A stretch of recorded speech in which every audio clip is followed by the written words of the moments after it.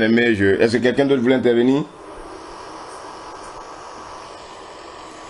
Alléluia. Amen. Comme je disais, nous allons commencer. Bon, si on ne termine pas, le Seigneur permettra que nous achèverons une prochaine fois. Et donc, je parlais tout à l'heure des obstacles à nos prières.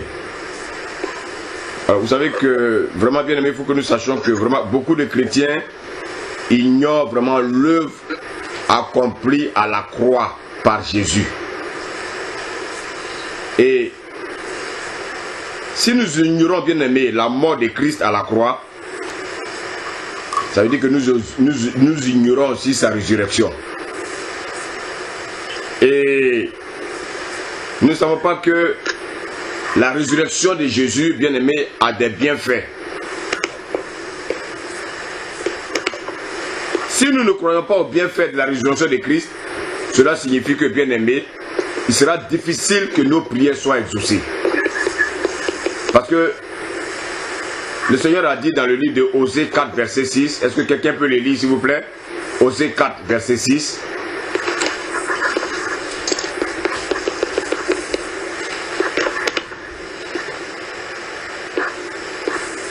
Osée 4, verset 6. Osée 4, verset 6. Je lis la parole. Amen. Mon peuple est détruit parce qu'il lui manque la connaissance. Puisque tu as rejeté la connaissance, je te rejetterai. Ah, donc vous voyez que l'ignorance n'est pas une excuse devant Dieu. Personne ne va dire non, comme je suis ignorant de Jésus, s'il vient, moi je n'irai pas d'enfer. Bien aimé, l'évangile est prêché partout. Et déjà, lorsque nous regardons la nature, nous devons nous poser la question de savoir, mais qui a créé cette nature-là? Et cela doit nous amener à faire des recherches intérieurement comme extérieurement pour découvrir qui est ce Dieu-là. Amen. Amen. Vous savez, Dieu nous a promis beaucoup de choses. Mais beaucoup de chrétiens sont ignorants des promesses de Dieu. Ils sont ignorants des promesses que Dieu nous a faites. C'est vrai. Il nous a fait des promesses spirituelles. Mais nous avons aussi les promesses matérielles. Alléluia. Les promesses physiques. Amen. La santé, bien aimé, le travail. On bénit le Seigneur pour ce qu'il a fait dans la vie d'Olivia. Et je sais que ce n'est que à mi-parcours, ce n'est pas terminé. Des promesses sociales, des promesses financières, des promesses professionnelles. Parce que Dieu sait que nous sommes sur la terre. Amen. Alléluia. Amen. Et comme nous sommes sur la terre, Dieu sait que nous avons des besoins. Et voici pourquoi Dieu va permettre que nous puissions rentrer dans certaines promesses afin de vivre cette vie-là sur la terre. Il ne faut pas être, bien aimé, aussi trop spirituel pour dire non, pourquoi non? Bien aimé, il y a des choses que Dieu a réservées pour nous et nous devons les posséder. Amen. Amen. Alléluia. Amen. Je vais poser une question. Je vais peut-être prendre un exemple banal. Je prends par exemple l'exemple de Bill Gates. Comment le fils de Bill Gates va rentrer dans les promesses de son père, bien aimé, s'il est ignorant du contenu du testament de son père? Amen. Amen. Amen, excuse-moi. Bousso, tu peux couper le son, s'il te plaît. Il y a beaucoup de coupures. Ah d'accord. Alléluia. Amen. Donc je parlais tout à l'heure du fils de Bill Gates. Comment le fils de Bill Gates peut rentrer dans les promesses de son père s'il est ignorant du contenu bien aimé du testament de son père? De même, toi, chrétien, Dieu nous a laissé un testament. Et ce testament, c'est la Bible. Ce testament regorge plusieurs promesses. Bien aimé, je peux vous dire qu'il y a plus de 1000 promesses dans la Bible. Mais combien de chrétiens connaissent ces promesses? Combien de chrétiens lisent leur Bible? Combien de chrétiens méditent la parole pour savoir les promesses que Dieu nous a laissées? Alors, nous devons savoir que le premier obstacle qui nous empêche, bien aimés, nous chrétiens, de rentrer, bien aimés, dans nos promesses, c'est l'ignorance de la parole de Dieu. l'ignorance de la parole de Dieu, bien-aimé, nous empêche de rentrer dans les bénédictions de Dieu. Et pourquoi nous sommes ignorants? Parce que nous ne méditons pas la parole, parce que nous ne lisons pas la Bible. Bien-aimé, imaginez-vous un élève qui va à l'école tous les jours, qui n'étudie pas ses leçons. Même s'il veut, il n'a qu'à être érudit, c'est bien. Mais ce n'est pas sûr à 100% qu'il réussisse à tous ses examens. Alléluia. Amen. Quelle est cette femme? Quelle est cette femme qui veut cuisiner alors qu'elle n'a aucune provision? Alléluia.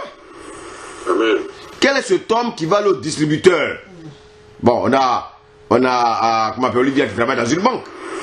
Quel est cet homme qui va aller dans un distributeur, devant un distributeur chercher de l'argent, sachant que dans son compte il n'y a rien? Je prends des exemples naturels pour que bien aimé vous compreniez vraiment la pensée de Dieu. Amen. Amen. Vous savez, beaucoup de chrétiens ignorent ce que Dieu nous a réservé. Beaucoup de chrétiens ignorent ce que Dieu a promis pour nous. Et voici pourquoi, bien aimé, quand vous voyez la vie des chrétiens, ils sont misérables. Ils sont misérables. Voici pourquoi l'autre, bien aimé, comme le monde est tellement attaché au matériel, lorsqu'on va annoncer l'évangile, les gens ne voient simplement que les choses matérielles. Les gens ne savent pas que Dieu bénit spirituellement, mais Dieu aussi peut bénir matériellement. Alléluia. Amen. Je ne fais pas l'apologie, bien aimé, de ce soi-disant comment on appelle ça, évangile de la prospérité. De toute façon, l'évangile de la prospérité n'existe pas. Voilà. Il y a un seul évangile, c'est l'évangile de Christ. Mais dans cet évangile de Christ, bien aimé, il y a les promesses spirituelles, il y a aussi les promesses matérielles. Alléluia. Amen. Le manque de la parole de Dieu nous paralyse. Amen. Amen. Ça nous paralyse. Combien de chrétiens savent que c'est à cause des mercitudes de Jésus-Christ que nous sommes guéris? Il y en a combien? Il y en a une fois qu'ils ont un mal de tête, tout de suite, ils cherchent l'hôpital. Ils cherchent la carte vitale. Parce que c'est gratuit. On court derrière les médecins. On court derrière les hôpitaux. Mais bien aimé, si tu peux empêcher que les francs-maçons te touchent à tout moment, alors que tu as l'Esprit de Dieu, je pense que ça va beaucoup t'aider. Parce que je vais te dire que la majeure partie de ces médecins sont tous dans la franc-maçonnerie. Tous. C'est par la grâce de Dieu, bien aimé, que nos enfants même accouchent dans des maternités. Parce que Dieu est tellement puissant qu'il a la main sur les enfants. Alléluia. Amen. Bien aimé, c'est par les mercitudes que nous sommes guéris. C'est à cause de l'œuvre accomplie à la croix qu'aujourd'hui, lorsque j'impose les mains à quelqu'un, la personne guérit. Amen.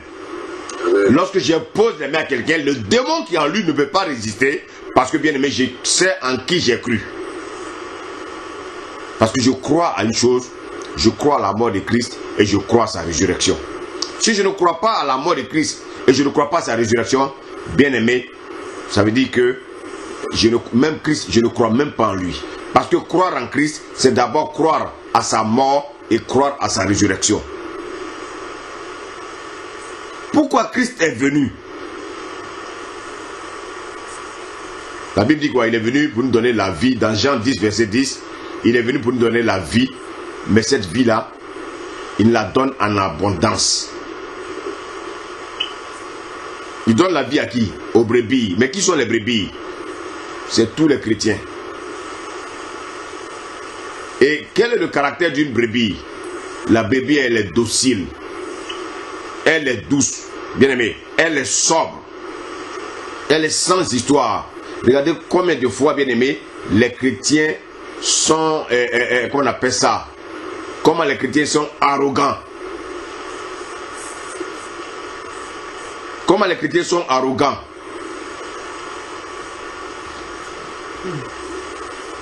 Je crois que quelqu'un doit couper son micro. Théo, tu peux couper ton micro, s'il te plaît? Voilà, merci. Regardez comment les chrétiens sont arrogants. Les chrétiens, souvent, tu écoutes souvent le langage des chrétiens, mais tu te poses la question de savoir si c'est vraiment des gens qui sont nés de nouveau. Et d'ailleurs, je pense que le vendredi, nous allons parler de ce thème-là, la nouvelle naissance. Nous allons parler de la nouvelle naissance. Parce que beaucoup sont en Christ. Beaucoup se disent qu'ils sont en Christ, mais ils ne sont pas nés de nouveau. Et bien aimé, si nous ne connaissons pas ces choses, cela ne peut pas nous aider. Alléluia. Pourquoi le Seigneur nous appelle des brebis et puis nous a pas appelé des boucs? Parce que bien aimé, les brebis n'ont pas de cornes. Les boucs ont des cornes. Et on sait à quoi représentent les cornes. Alléluia. Et le Seigneur est tellement bon qu'il va nous donner un passage. On va lire 2 Corinthiens 9, verset 8. Olivia, tu ouvres le micro tranquillement et puis tu lis s'il te plaît. 2 Corinthiens 9, verset 8.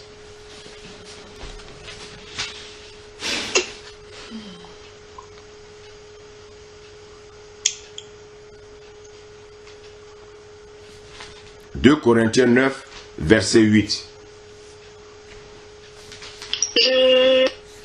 Je cherche juste... Attendez. Oui, vas-y, prends. Verset 8. 2 Corinthiens 9, verset 8. Je lis la parole du Seigneur. Amen. Et Dieu peut vous combler de toutes sortes de grâces, afin que possédant toujours en toutes choses de quoi satisfaire à tous vos besoins, vous ayez encore en abondance pour toute bonne œuvre. Alléluia. Est-ce que Dieu ici a dit pour satisfaire à nos convoitises? Non. Dieu est là pour satisfaire à nos besoins. Bien-aimé, si tu as un seul véhicule pour aller au travail, rends grâce à Dieu. Tu n'as pas encore besoin d'aller prier pour avoir une deuxième voiture. Ça devient de la convoitise. Si on est d'accord avec moi, même si on ne répond pas, on met Amen sur l'écran. Alléluia. Voilà. Amen, ça veut dire que je suis d'accord. Donc, ayons l'habitude de mettre l'Amen, même quand le micro est coupé. Alléluia. Bien-aimé, Dieu connaît nos besoins. Et Dieu sait que nous avons des besoins. Moi, aujourd'hui, je ne vais pas me mettre à genoux prier pour que le Seigneur me donne une voiture. Non, le Seigneur m'a fait grâce. Il m'a donné une voiture pour me déplacer, pour aller chez les frères, prêcher, aller au travail. Je ne peux que rendre grâce à Dieu. Je ne peux que rendre grâce à Dieu. Et donc, Dieu va nous combler de toutes sortes de grâces. Mais il nous comble de quelle grâce? Ces grâces-là, bien-aimés, qui rentrent dans le cadre de nos besoins. Le chrétien qui n'arrive pas à souvenir à ses besoins, il n'a qu'à vraiment poser sa question, sa relation avec Dieu. S'il pose la question à Dieu, il va savoir qu'il n'a pas une bonne relation avec Dieu. Parce que Dieu, il sait des besoins dont a besoin ses enfants. Dieu sait que nous avons des enfants et nos enfants ont des besoins. Voici pourquoi Dieu permet que chacun de nous ait le minimum, en fait le nécessaire pour s'occuper de lui et de ses enfants. Et quelles sont les promesses de Dieu? Nous devons les connaître, bien-aimés. Nous devons les connaître. Mais comment les connaître si nous ne méditons pas la parole? Les mêmes bénédictions qui sont dans ce que vous appelez l'Ancien Testament, c'est les mêmes bénédictions aujourd'hui que nous les chrétiens nous avons. Alors donc, bien-aimés, ne rentrez plus dans les discussions où les gens veulent différencier l'Ancien Testament et le Nouveau Testament. Donc, ne rentrez pas dans ça. L'Ancien Testament, le Nouveau Testament, c'est ça qu'on appelle la Bible. Les deux constituent un testament. Alors, donc, ce sont les théologiens. Ce sont les théologiens qui sont rentrés dans la démagogie pour pouvoir vraiment mettre l'ambiguïté dans l'esprit des chrétiens. Quand Jésus est venu, lorsqu'il prêchait, il se référait à l'Ancien Testament. Quand les Paul sont venus, il se référait toujours à l'Ancien Testament. Mais comment se fait-il qu'aujourd'hui, les chrétiens d'aujourd'hui, ils veulent ignorer l'Ancien Testament Alors que même le Nouveau Testament, même le peu même qui est dans le Nouveau Testament, ils ne veulent pas le mettre en pratique. Bien aimé, ne nous laissons pas prendre au piège, parce que, bien aimé, on risque de rater le ciel à cause du fait que nous méprisons, bien aimé, les écrits de l'Ancien Testament. Ne nous laissons pas distraire. La parole de Dieu, c'est la parole de Dieu. Sinon, chacun allait prendre la Bible et puis déchirer l'Ancien Testament, jeter, et puis garder le Nouveau Testament. L'Ancien Testament parlait de qui? L'Ancien Testament parlait de Jésus. L'Ancien Testament parlait de Jésus. L'Ancien Testament ne parlait pas de quelqu'un d'autre. Tout ce que vous lisez dans l'Ancien Testament n'était que l'ombre des choses à venir, c'est-à-dire Jésus-Christ. Et pourquoi nous les chrétiens ne rentrons pas dans nos bénédictions? Les promesses que Dieu nous a faites, c'est vrai, les promesses sont spirituelles, mais nous sommes sur la terre. Donc Dieu aussi a des promesses sur la terre, afin que nous puissions subvenir à nos besoins. Et voici pourquoi. Bousso, tu vas lire Philippiens 4, verset 19. Philippiens 4, verset 19.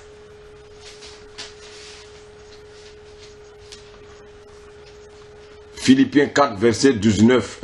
J'espère que vous m'entendez bien. Si vous ne m'entendez pas bien, vous écrivez en bas, s'il vous plaît.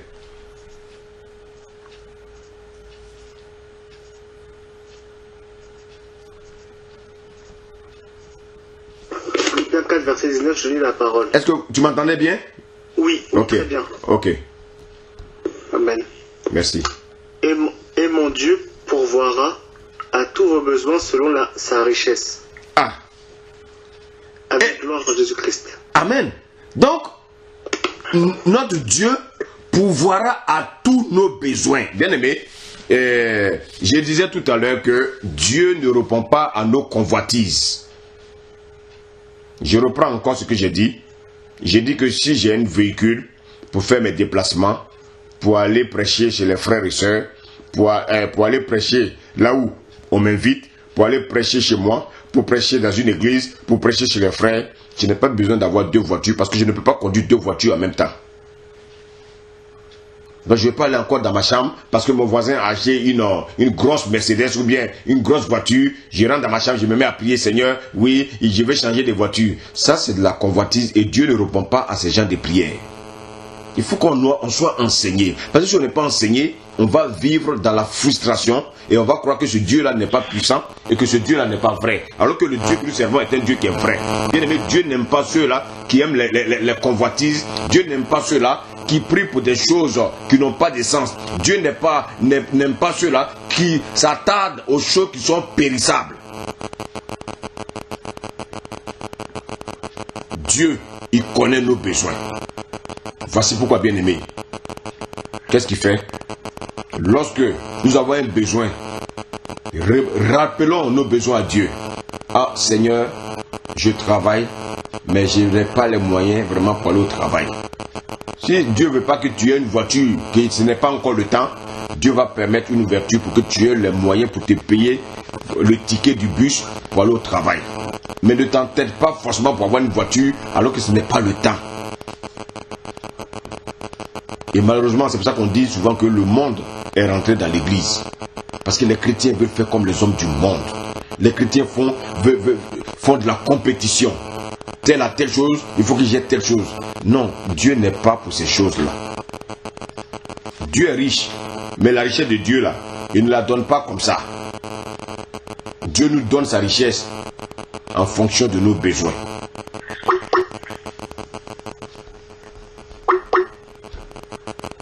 Alléluia. Donc Dieu nous donne sa richesse. Tu diminues le micro s'il te plaît, Niki, merci.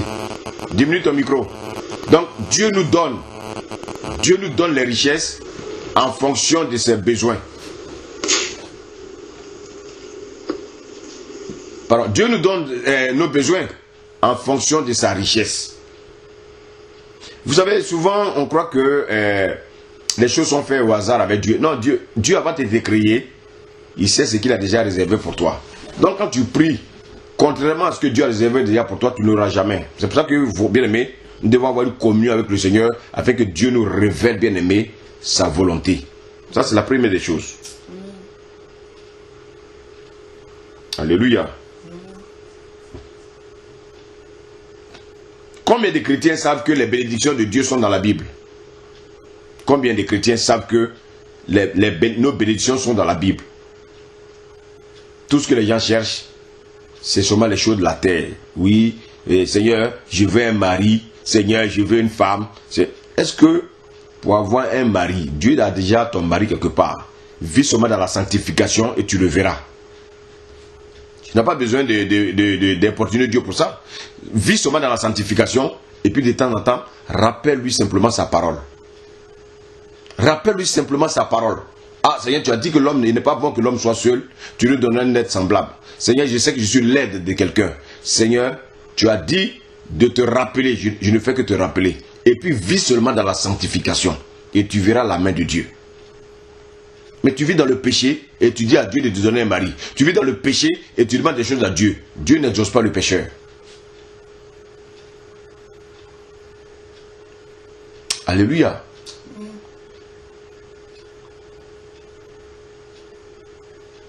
Dieu nous a donné tout ce qui contribue à la piété et à la vie. Il nous l'a donné. Tout ce qui contribue à la piété, Dieu nous l'a donné. Tout ce qui contribue à la vie, je ne parle pas de la vie de ce monde, je parle de la vie Zoé, la vie de Dieu en nous. Dieu nous avait donné. Quand je sais qu'aujourd'hui, il y en a qui ont des églises bâtiments, au lieu d'enseigner la vérité aux enfants de Dieu, ils leur enseignent des fables, rien que des fables. Mais bien aimé, si tu es dans une assemblée où on ne te prêche que des fables, si tu ne sors pas de là-bas, bien aimé, tu es dans un centre d'attente pour l'enfer. Voici pourquoi, bien aimé, il faut lire ta Bible pour savoir. C'est pour ça que je vous demande, bien aimé, quand je prêche, quand j'enseigne, je vous dis d'avoir vos Bibles ouvertes et je vous permets de... Moi, je ne lis pas les versets, je vous permets de lire les versets afin que, bien aimé, vous faites comme les chrétiens de Béret. Parce que je ne suis pas venu, moi je ne vais pas, comment appelle ça là, accepter Christ, abandonner tout ce que j'avais dans le monde et puis venir à Christ et puis venir encore enseigner des fables, du mensonge aux gens. Jamais je le ferai. Même si je dois mourir pauvre, c'est pas grave. Mais je ne mentirai jamais pour avoir des choses qui n'ont ni tête ni queue. Et donc tout enfant de Dieu doit savoir les choses de Dieu.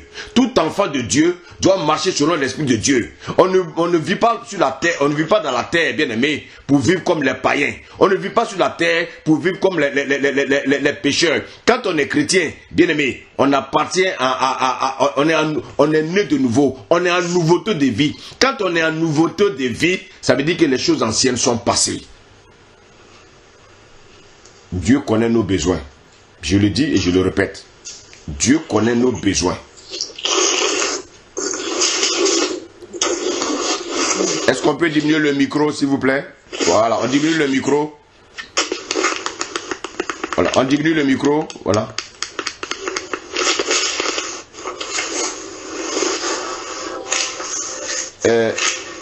Amiram.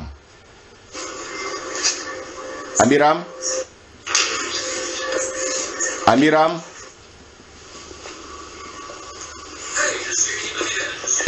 Niki, tu peux dire à Amiram de diminuer son micro, s'il te plaît? D'accord, j'ai compris. Vous diminuer son micro, merci. Et bien aimé, donc, nous sommes en train vraiment de parcourir la parole. Nous sommes en train d'enseigner. C'est ça. Aujourd'hui, les chrétiens n'aiment pas les enseignements. Ils n'aiment pas la vérité. Oh, bien aimé, la Bible dit quoi?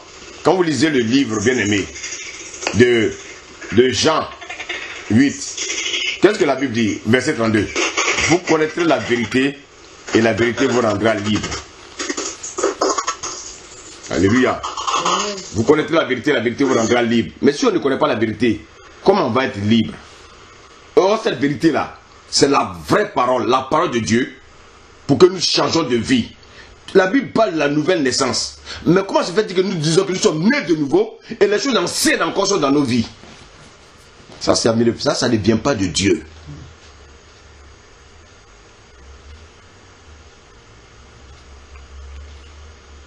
Alléluia. Amen.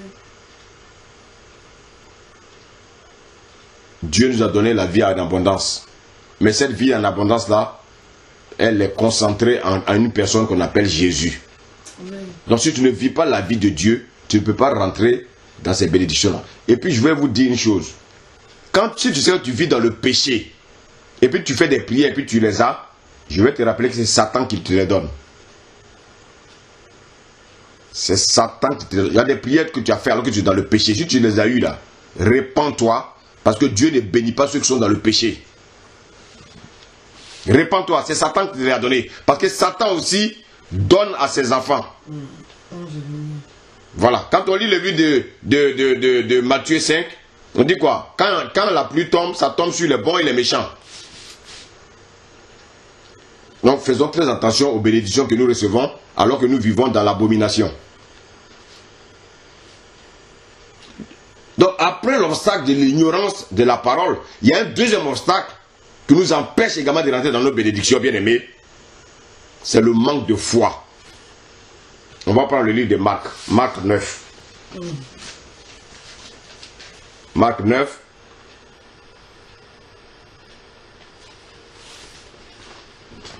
Merci Seigneur. Marc 9. Je ne sais pas si Joanna peut lire. Amen. Joanna, tu peux lire s'il te plaît?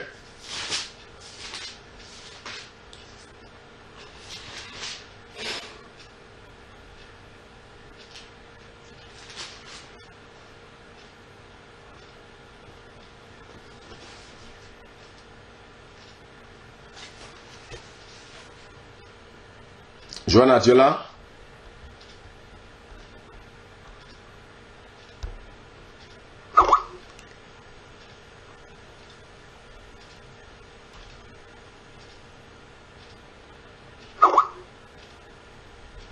Ah d'accord. Elle dit qu'elle ne peut pas activer son micro. Je vais demander à Niki de lire alors. Amen. Amen. Voilà, donc tu vas... Marc 9, tu vas lire s'il te plaît à partir du verset. Bon, prépare, tu vas lire à partir du verset. Lis à partir du verset 14, s'il te plaît.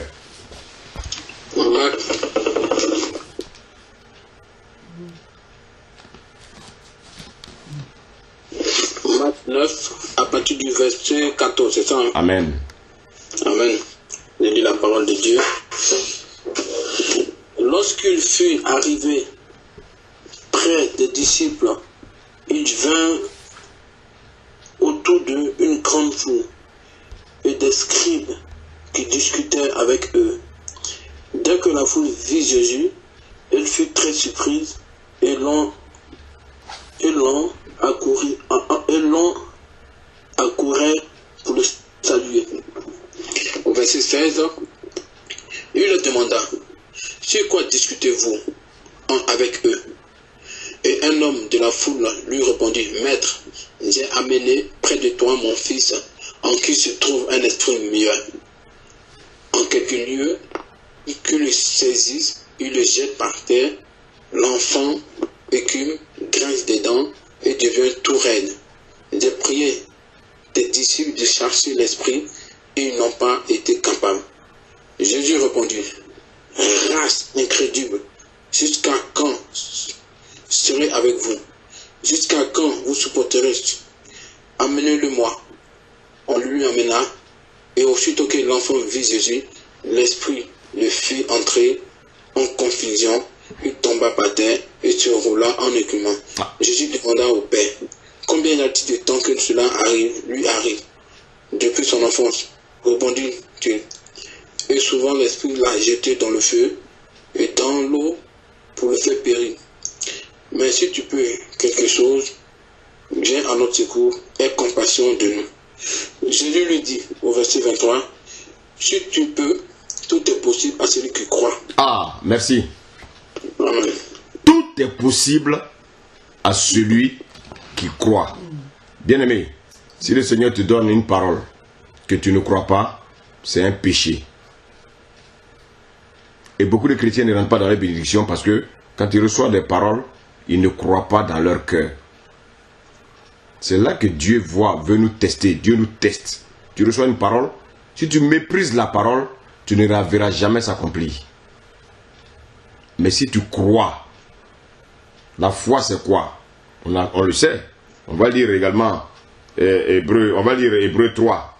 Tu vas lire encore Niki, s'il te plaît, Hébreu 3 du verset 12 au verset 13.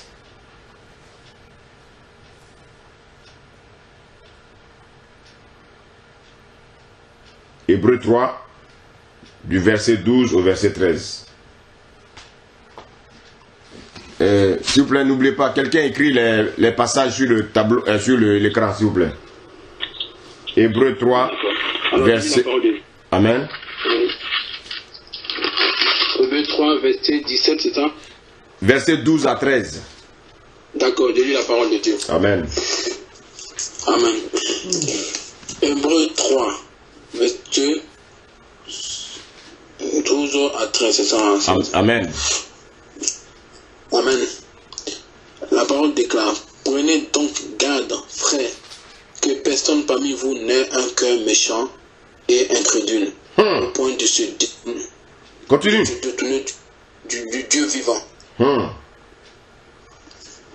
Au verset 13, mais exhortez-vous chaque jour, aussi longtemps qu'on peut dire aujourd'hui, afin qu'un de vous ne s'endurcisse pas la séduction du péché. Amen. Amen. L'incrédulité est un péché. Pourquoi Jésus en voulait à ses disciples? Parce qu'ils n'ont pas cru que l'enfant là pouvait guérir. Voici pourquoi l'enfant n'est pas guéri. Un pasteur qui prie pour quelqu'un dans son cœur déjà doit recevoir, doit savoir que je prie pour cette personne pour qu'elle guérisse. Parce que le Seigneur habite en moi. Ce n'est pas moi qui vais guérir la personne, mais c'est le Seigneur qui va guérir la personne. Maintenant, si je prie pour la personne, que la personne n'est pas guérie, soit Dieu est souverain, mais si je doute moi-même déjà, ça va être un obstacle. C'est pour ça que quand je vais prier pour les gens, c'est-à-dire, je me laisse conduire par le Saint-Esprit. Quand l'Esprit me dit, va prier, je prie. Parce que je sais qu'il y a un résultat. Parce que j'ai foi. Je sais que le Seigneur habite en moi. Donc je n'ai aucune crainte. Je vais vers une personne qui est remplie d'un démon. Le démon va partir. Je crois. Mais si je ne crois pas et je titube, c'est que je ne crois même pas que Christ habite en moi. Et c'est pour ça que le Seigneur dit que tous ceux qui doutent, c'est un péché. Le doute est un péché. Donc un incrédule devant Dieu est considéré comme un pécheur. Alléluia. Et voici pourquoi, bien aimé, le Seigneur va nous confirmer cela dans Hébreu 11, verset 6. Olivia, tu peux lire s'il te plaît? Hébreu 11, verset 6. C'est à côté, tout juste à côté de Hébreu 3.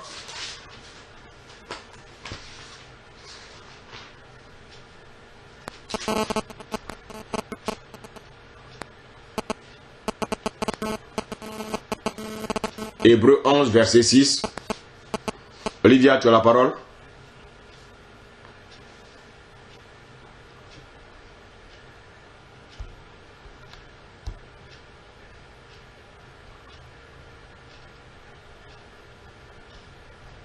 Attendez, je prends mes amis. Il n'y a pas de problème, prends ton temps, prends ton temps.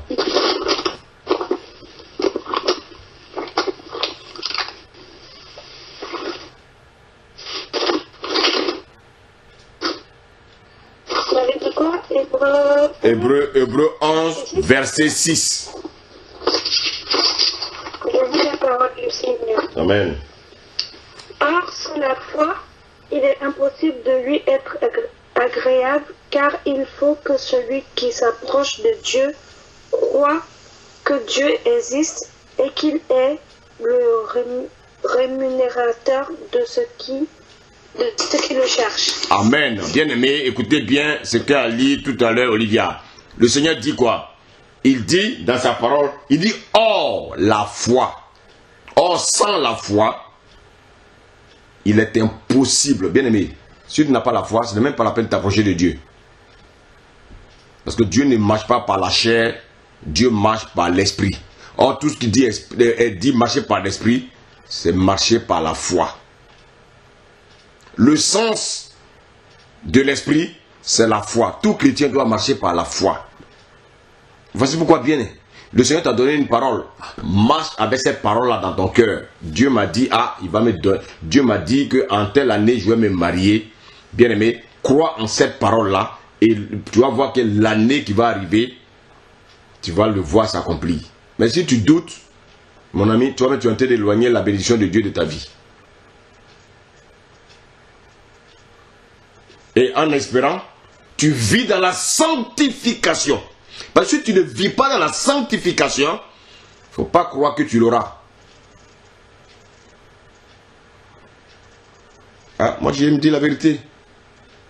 Je dis la vérité. Celui qui aime la vérité sera avec moi. Celui qui n'aime pas la vérité, mon ami, on ne peut rien faire pour toi. La sanctification sans laquelle nul ne verra Dieu. Donc vous voyez, Dieu travaille avec la foi. Il travaille avec la sanctification. Donc c'est deux choses importantes pour Dieu. Dieu n'aime pas les gens qui vivent dans le péché. Non. Pourquoi? Parce que son fils est venu à la croix mourir pour le péché. Alors on ne peut pas comprendre que quelqu'un qui dit qu'il est chrétien, il vit encore dans le péché.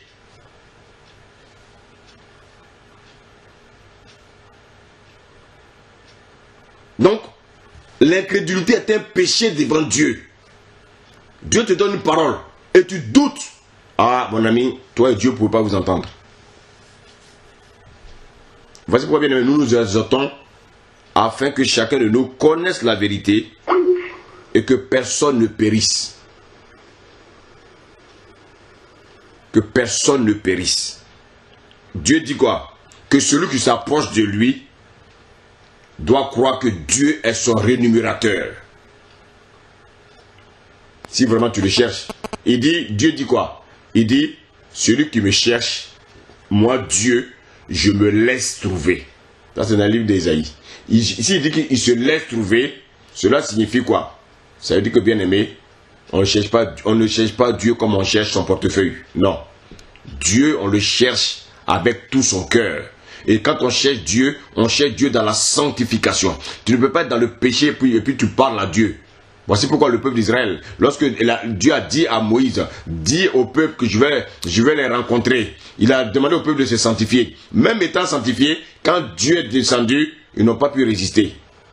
Parce que ça veut dire que leur sanctification n'était pas complète.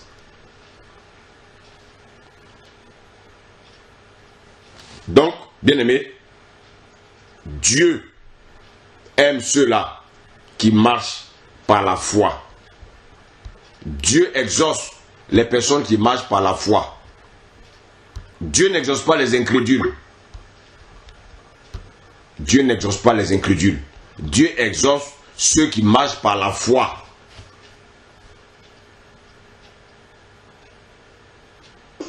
Dieu exauce ceux qui marchent par la foi. Voici pourquoi on va lire un passage dans le livre des Agées.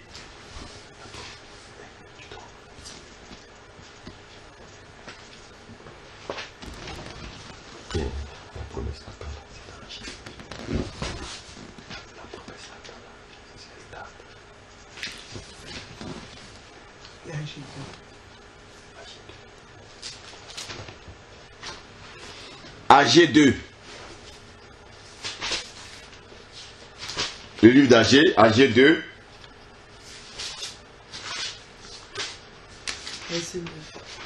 Si quelqu'un peut lire, Mousseau, tu peux lire Agées 2, verset 9. Agées, c'est tout juste après le livre de... Qui connaît? Tout juste après le livre de Sophonie. Donc c'est dans l'Ancien Testament. Agées, c'est tout juste après le livre de Sophonie. Et c'est avant le livre de Zacharie. Agées 2, verset 9.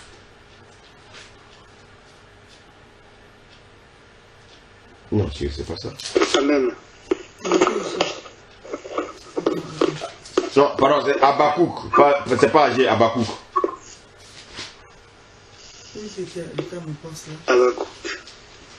Habakkuk 2, verset 9. Attends, là. Ça t'offrira certainement.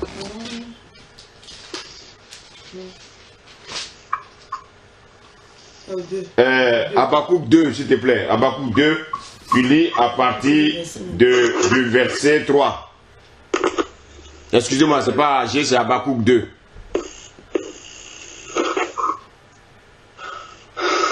Amen. Lis même à partir du verset 2. Habakkuk 2. Oui, verset 2. Verset 2, merci.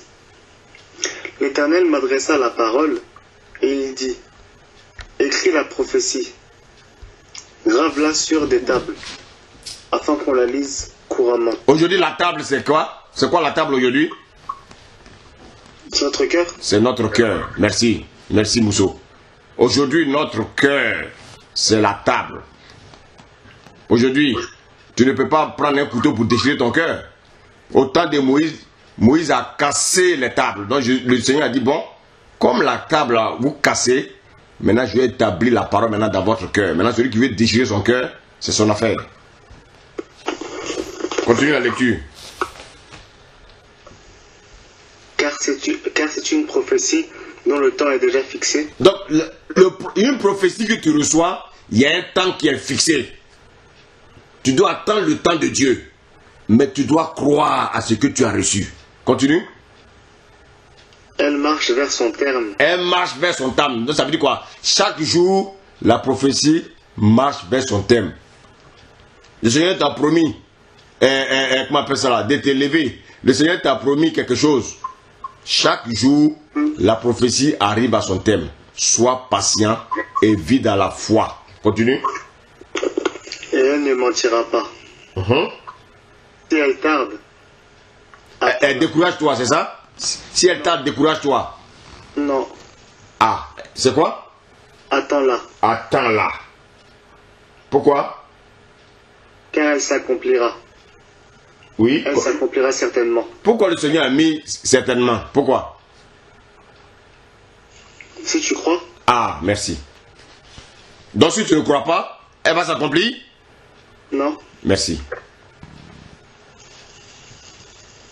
Le Seigneur t'a donné une parole. Tu crois à cette parole-là. Tant que tu ne vois pas cette parole, tu ne vois pas la parole s'accomplir, tu crois seulement. Mais en croyant, tu vis dans la sanctification. Les chrétiens, ils vivent dans le péché. Et puis ils viennent, ils disent, ouais, mais depuis là, Dieu m'a promis. Dieu t'a promis, mais Dieu est un Dieu qui est saint. Et toi, si tu as le péché, tu n'auras rien.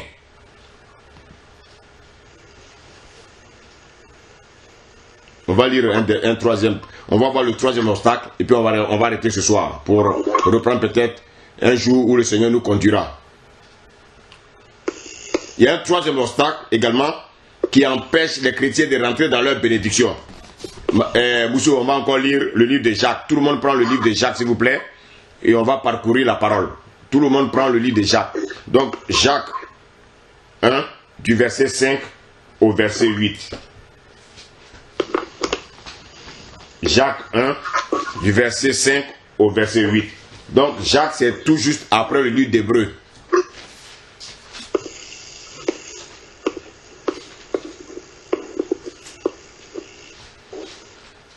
Jacques, c'est tout juste après le livre d'Hébreu. Amen.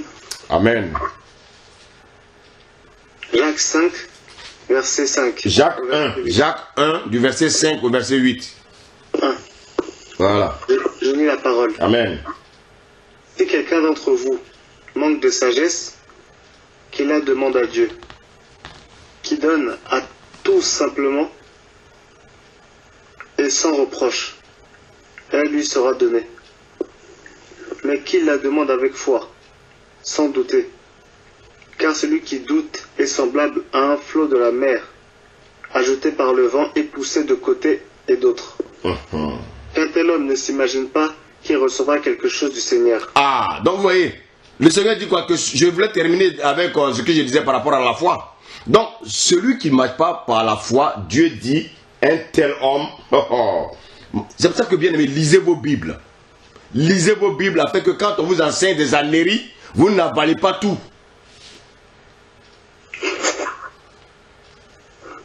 Verset 7. Qu'un tel homme ne sache pas qu'il recevra quelque chose du Seigneur. De quel homme Dieu parle? Celui qui ne marche pas par la foi.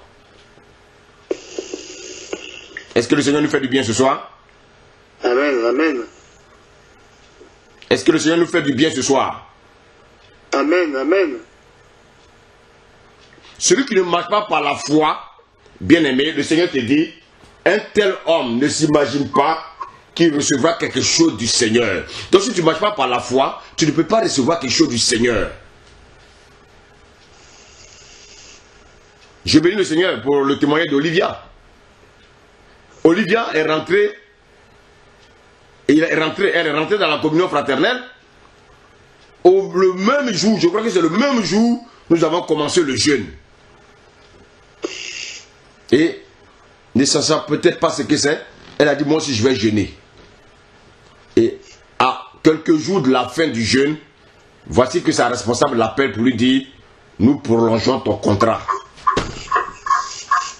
Nous prolongeons ton contrat.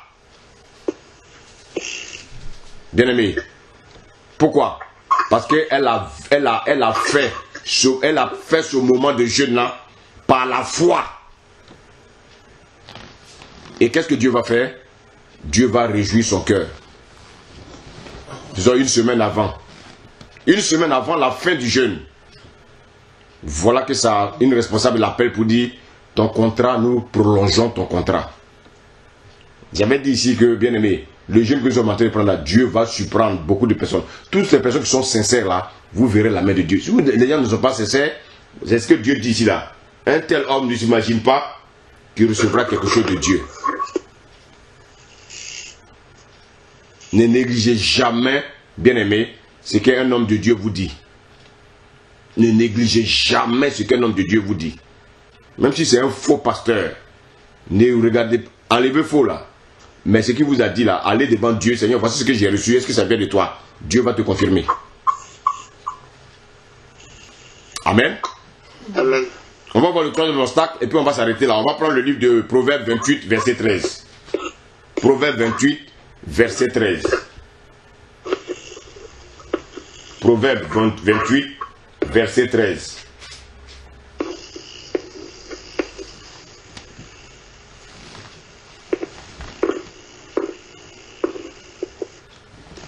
Je vais demander à Lydia. Lydia, s'il te plaît, tu vas lire, s'il te plaît.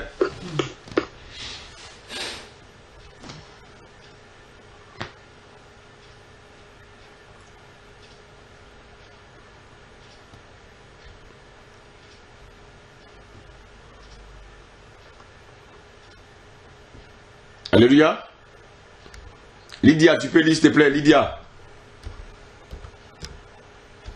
Oui, je cherche. Donc, Proverbe 28, lis à partir même du verset 12. Amen. Amen. Quand le juste triomphe, la gloire est générale. Quand les méchants gagnent en importance, chacun se cache. Verset 13, c'est ça qui est important pour nous.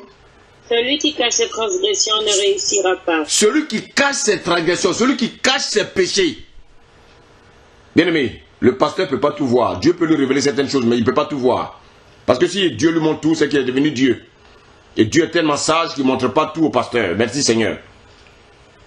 Tu peux même nous cacher tout, c'est bon. Merci Seigneur. Celui qui cache ses transgressions, celui qui cache son péché, il ne peut pas prospérer. Il dit, le Seigneur dit ne prospère point. Il n'a pas dit pas. Point, ça veut dire que ce n'est pas possible. Alléluia. Il dit celui qui cache ses transgressions ne prospère point. Quel est le péché que tu adores là? Le péché que tu adores puis tu caches là. Voici pourquoi tu ne peux pas rentrer dans tes bénédictions. Quand tu as un projet, ça tombe. Tu as un projet, ça tombe. Il y a un péché qui est caché là, dans ta vie là, que tu aimes caresser. Confesse ça. Continue la lecture, s'il te plaît. Mais on aura compassion de celui qui les reconnaît et les abandonne. Ah, il faut d'abord il faut d'abord les reconnaître. Est-ce que quand on les reconnaît, ça suffit? Non. Il faut faire quoi? Abandonner. Ah. Non. Celui, il y a d'autres, dans ma version ici, il est écrit, mais celui qui les avoue et les délaisse obtient miséricorde. Donc, bien aimé, une chose est de les confesser, une chose est de prendre conscience, et une autre chose est de les avouer. Parce que celui qui n'avoue pas ses péchés ne peut pas prospérer.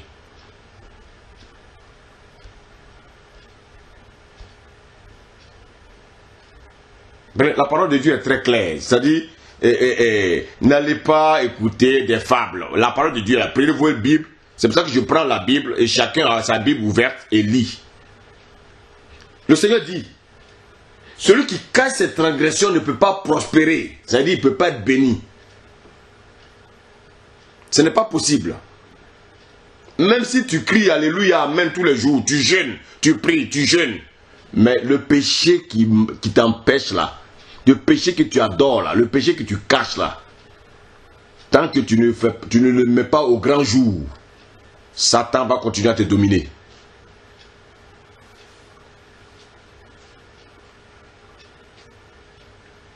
S'il y a des péchés non confessés dans nos vies, nous ne pouvons pas prospérer. Alors, toi à qui Dieu a fait une promesse, pourquoi tu ne prospères pas?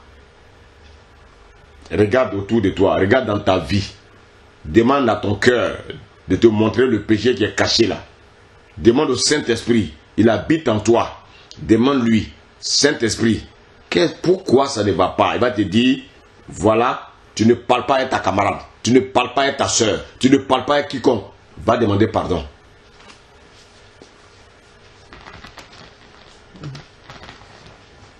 Si nous cachons nos transgressions, nous ne pouvons pas prospérer. Nous devons confesser nos péchés. Sinon, bien aimé, c'est un obstacle à nos prières.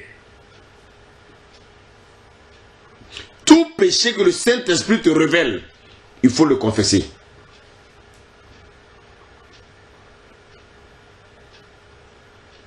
Celui, bien aimé, qui cache ses transgressions ne prospère pas. Ah, la parole de Dieu est vraiment puissante. Les gens sont dans le péché et il y a des pasteurs qui disent viens, j'ai prié pour toi. Moi je ne peux pas prier pour quelqu'un qui est dans le péché, parce que si je prie pour lui, rien ne va s'accomplir. Tout ça parce que quoi? On veut des dîmes et des offrandes. Chrétiens, ouvrez vos yeux.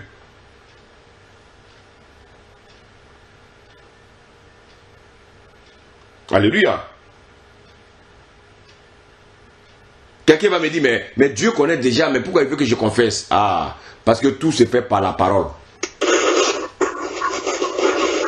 Tout se fait par la parole. Donc Dieu veut que tu confesses de ta bouche tes mauvaises pratiques là. Toi-même, quand tu vas les confesser, tu mets Satan en nu.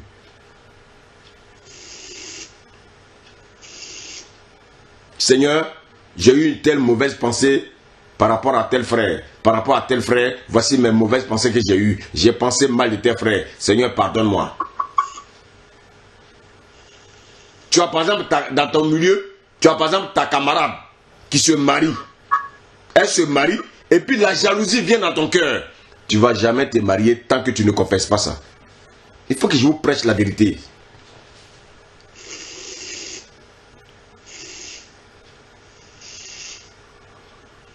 Alléluia. Amen. On va s'arrêter là aujourd'hui. Je pense que le Seigneur nous permettra de continuer notre jour. Bien aimé, ce qu'on va faire déjà, on va prier. On va tous demander pardon à Dieu. On va demander pardon à Dieu, pourquoi? À cause du fait que nous ne lisons pas nos Bibles. Nous sommes dans l'ignorance parce que nous ne méditons pas la parole de Dieu.